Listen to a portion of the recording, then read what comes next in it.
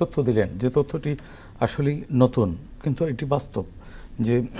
এই যে জুলাই গণ অভ্যুত্থানে পুলিশ বা আইনশৃঙ্খলা বাহিনীর গুলিতে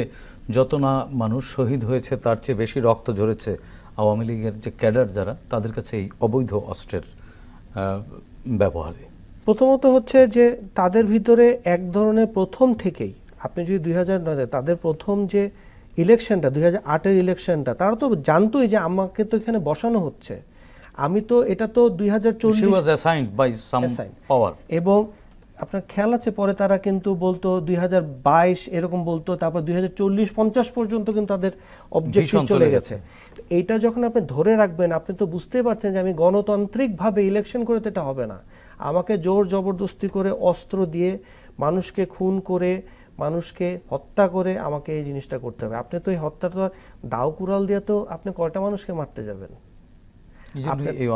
কিন্তু এখানে একটা মজার জিনিস হচ্ছে ওনার রেটরিকটা কিন্তু আপনি খেয়াল করবেন, উনি কিন্তু কন্টিনিউয়াসলি বলতো খালেদা জিয়া খুনি, অস্ত্র,